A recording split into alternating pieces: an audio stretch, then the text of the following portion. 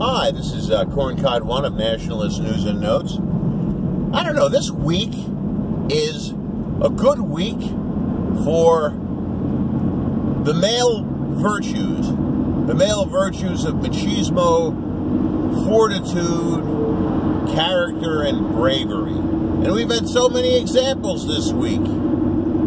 Firstly, we have Judge Kavanaugh, who, when persecuted with phony accusations of bad character, yesterday, he stood before that committee and he didn't fool around. He basically told his accusers that they were a bunch of lowlifes and showed the world character and fortitude, and he made it clear that he had been wrongly treated and insulted. He didn't cuck before the committee, nor its dishonest neo-Marxist crap Democrats. Jeez!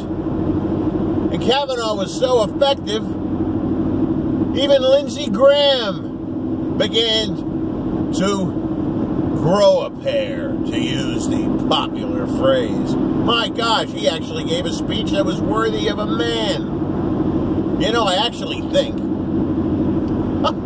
with Lindsey Graham, I think the death of McCain was the best thing for Lindsey Graham. Because he used to follow Lindsey Graham. Lindsey Graham used to follow McCain around like a little poodle. And he, hero worshipped McCain. I mean, I'm of the opinion, once you're past your 20s, hero worship is a little, excessive hero worship is a little gay. And, what it was is Graham picked the wrong example of somebody that was worthy of hero worship. He picked the horrible John McCain. See, McCain had the form of being a macho man. He was a carrier aviator, big tough guy, allegedly brave, blah, blah, blah. But actually, he was a devious little creep that does whatever the New World Order tells him to do out of ambition,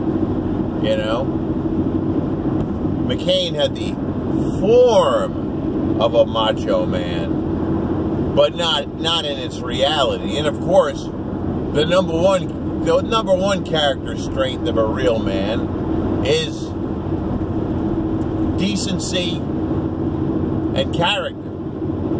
The kind of character that was demonstrated by Kavanaugh. But oh man, it was just wonderful to see Lindsey Graham acting like a man for the first time in his life. I think the combined effect of the no longer living John McCain and actually seeing a real man like Kavanaugh in action actually helped the guy. Gosh, I expect to open the newspaper tomorrow and find out that Lindsey Graham actually has a girlfriend. Although I may be hoping for a little too much. I think he could use a kind of a blousy, buxom bubblehead blonde. I think that would do him real good. He could marry her.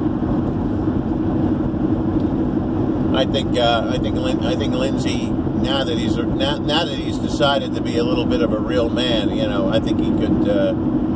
I think maybe it's time he should have a girlfriend. The poor guy. And, here's another example of the manly virtues. Cardinal Vigano. He's this kind of, mild-talking Roman Catholic prelate. But he's a guy who finally said, hey, the pervert-protecting Pope, somebody needs to stand up to the pervert-protecting Pope Francis and his promotion of that sicko McCarrick. Somebody needed to say something. And Vigano decided, well, it's going to be me. I may have to go into hiding because, you know, this crazy Pope may have me assassinated. But today I'm going to be a man, and I'm going to stand up to this perverted nonsense that's destroying the Catholic Church. I'm not Catholic. I don't have a dog in the fight. But, you know, I think the world of Vigano. You know, he's a guy who stood up